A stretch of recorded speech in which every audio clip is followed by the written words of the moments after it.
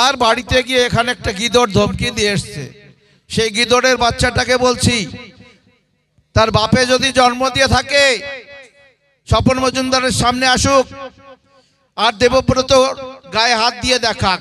তার বাড়িতে গিয়ে বলছে রাস্তাঘাটে যদি পড়ে থাকে পরে দোষ দেবে না, তোর পুরো খানদান থাকবে না, আমি স্বপন মজুমদার বলে দিয়ে যাচ্ছি। দেবব্রত বসাকের গায়ে যদি হাত পড়ে তোর পুরো খানদান থাকবে না। তোর কোন বাবা বাঁচায় আমি দেখে নেব। আমি দেবব্রতকে বলছি, সিনা ফুলিয়ে কাজ করবে, ভারতীয় জনতা পার্টির সৈনিক তুমি, সারা বিশ্বের সব থেকে বড় দল, গণতান্ত্রিক পদ্ধতিতে আমরা বিশ্বাস করি। এখানে ভোট লুট করে যে লম্পটটা এখন নিজেকে জনপ্রতিনিধি ভাবছে, সে মানুষকে ধমকাচ্ছে, খাল খিচে নিয়ে আসবো, ফাজলামি হচ্ছে। তৃণমূল কংগ্রেসের চোর গুন্ডা বদমাইশদের উদ্দেশ্যে বলছি, একটা বিজেপির গায়ে যদি হাত ওঠে ওই আঙুলটা স্বপন মজুমদার ভেঙে নেবে। আমরা কংগ্রেসকে দেখেছি, সিপিএমকে দেখেছি, তৃণমূল কংগ্রেসকে বিগত প্রায় 15 বছর হতে গেল দেখে নিয়েছি অলরেডি। তো 3 দিনের শাসনকালে যে বাংলা সারা ভারতবর্ষের মধ্যে অর্থনীতিতে এবং শিল্প 1 নম্বরে ছিল, সেই বাংলা সব থেকে পিছিয়ে পড়া রাজ্যের তালিকায় চলে এসেছে। তাই মানুষ বাংলায় আবার পরিবর্তন চাইছে। যে পরিবর্তন চেয়েছিল 2011 সালে 34 বছরের বাম শাসনকে বাংলার মানুষ প্রত্যাখ্যান করেছিল এবং একটা সরকারকে চেয়েছিল যে পরিবর্তন নিয়ে আসবে। কিন্তু আমরা পরবর্তীকালে দেখতে পেয়েছি যে চোরকে তাড়িয়ে ডাকাতকে বসিয়ে দিয়েছি আমরা। আর সেই ডাকাত রানীর সারা পশ্চিমবঙ্গ জুড়ে ডাকাতের দল তৈরি করে লুট, রাহাজানি, খুন, ধর্ষণ যেভাবে পারে সেইভাবে করছে। তৃণমূলে একজন স্বচ্ছ নেতার নাম যদি কেউ বলতে পারে, তার নামে আমি এলিগেশন যদি না বের করতে পারি দল করব না, আমি আগামী নির্বাচনেই লড়ব না। একজন বড় স্বচ্ছ নেতার নাম বলুক। যে যত বড় চোর, যে যত বড় গুন্ডা, যে যত বড় রেপিস্ট, সে যত বড় পদ আঁকড়ে বসে রয়েছে। অতএব এই দলটি এবং এই চীনের দালাল যাদের ওই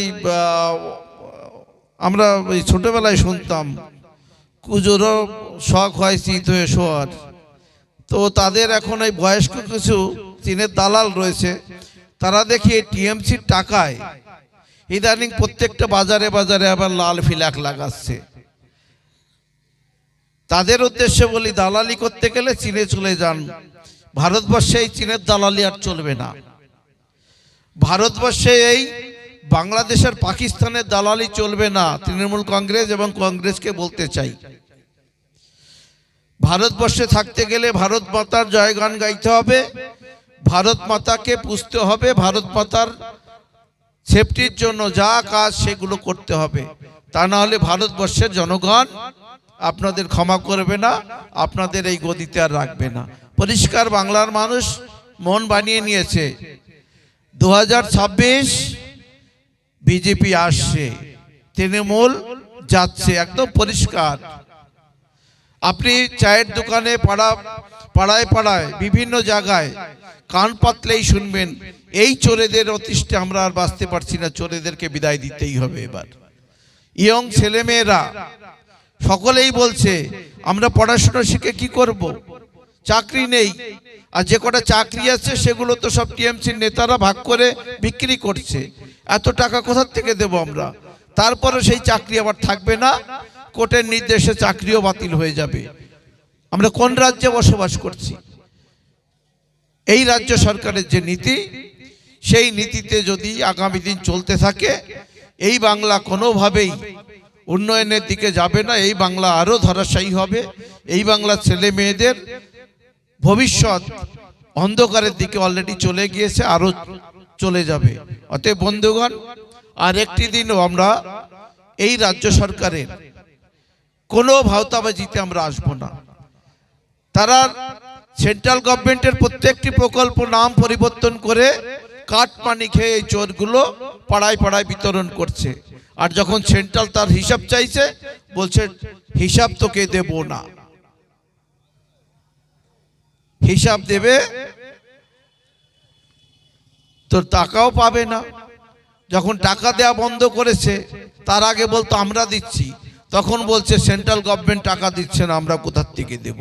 এর আগে এমনভাবে বলতো এই ঘর আমরা দিচ্ছি, এই পায়খানার টাকা আমরা দিচ্ছি, তার মধ্যে কাটমানি দাও আমাদের, এমনভাবে বলতো যেন তার বাপের ঘরের থেকে দিচ্ছে। অতএব এই চোরেদের মুখোশ খুলে গিয়েছে, তাই এই চোরেদের বাংলা থেকে বিদায় দেওয়ার সময় এসে গিয়েছে। বন্ধুগণ, আমরা সকলেই জানি আজকাল ডিজিটাল যুগ, সোশ্যাল মিডিয়া এবং টিভির মাধ্যমে, খবরের কাগজের মাধ্যমে আপনারা সারা বাংলার খবর অবশ্যই রাখেন। এই বাংলা তিনটি দল শাসন করার ফলে আজকে 7.5 লক্ষ কোটি টাকা ঋণ, বাংলার প্রত্যেকটা মানুষ 70 থেকে 80 হাজার টাকা করে তার মাথার উপর দেনা করেছে এই সরকার। আর সেই ঋণ করে আজকে লক্ষ্মীর ভান্ডার, খেলা মেলা, বিভিন্ন প্রকল্প সামনে নিয়ে আসছে নিজের ভাওতাবাজির জন্য, নিজে গদিতে বসে থাকার জন্য। আর আমার আপনার ঘরের ছেলে মেয়েরা পড়াশোনা শিখে কাজ না পেয়ে অন্য রাজ্যে কাজে যেতে হচ্ছে। আর সেই সব রাজ্য বেশিরভাগ শাসন করে বিজেপি। আপনাদের এলাকা থেকে যারা বাইরে কাজে যায় তাদের কাছে শুনবেন যে বাবা তোমরা কোন রাজ্যে কাজে যাও, তা সেই সব রাজ্যে কারা শাসন করছে। যেহেতু সেই সমস্ত রাজ্য বিজেপি শাসন করে, তাই সেখানে শিল্প আছে, কর্মসংস্থান আছে, সেখানে আমাদের ছেলেমেয়েরা গিয়ে কাজ করে পয়সা উপার্জন করে বাড়িতে পাঠায়, তার পরিবার চলে। আজকে যদি বিজেপি এখানে ক্ষমতায় আসে, বিজেপি এখানে আসলে শিল্প হবে, কলকারখানা হবে, আমার আপনার ঘরের ছেলেমেয়েরা কাজ পাবে, বাড়ি থেকে কাজ করতে পারবে, পরিবারের সঙ্গে থাকতে পারবে। এই সরকার থাকলে বিগত 15 বছরে 7,500-এর বেশি শিল্প বন্ধ করে অন্য রাজ্যে চলে গিয়েছে তারা। আর মুখ্যমন্ত্রী ঘটা করে প্রতি বছর শিল্প মেলা করে, কোটি কোটি টাকার শ্রাদ্ধ করে, খেয়ে দিয়ে ফুর্তি করে শিল্পপতিরা চলে যায়। একজন শিল্পপতিও শিল্প করেনি আজ পর্যন্ত।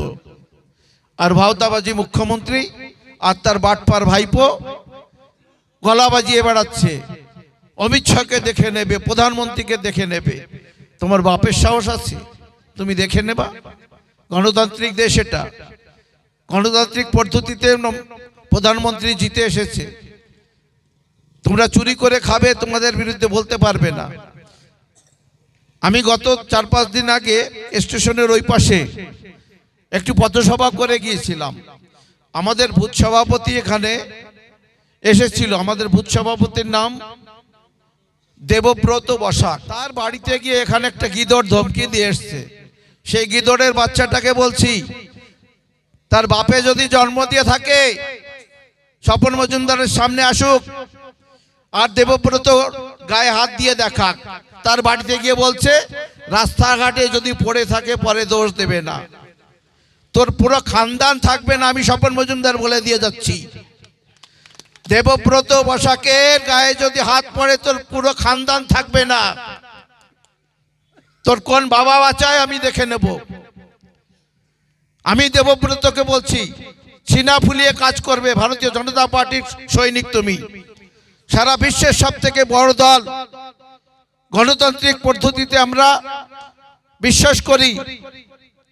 এখানে ভোট লুট করে যে লম্পটটা এখন নিজেকে জনপ্রতিনিধি ভাবছে, সে মানুষকে ধমকাচ্ছে, খাল খিচে নিয়ে আসবো,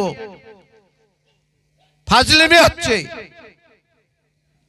তৃণমূল কংগ্রেসের চোর গুন্ডা বদমাইশদের উদ্দেশ্যে বলছি, একটা বিজেপির গায়ে যদি হাত ওঠে ওই আঙুলটা স্বপন মজুমদার ভেঙে নেবে। সারা ভারতবর্ষের সনাতনীরা জেগেছে, হিন্দুরা জেগেছে। এই দালালদের আমরা আর থাকতে দেব না। পরিষ্কার করে বলছি, এখানে রাকেশ, আমি তোমাকে পরিষ্কার করে বলছি, কোনো বিজেপির কোনো একজন কার্যকর্তার গায়ে হাত দিলে তার ঘাড় মোটকে আমার কাছে যাবে, থানা পুলিশ কোর্ট কাছারি যা আছে আমি স্বপন মজুমদার বুঝে নেব।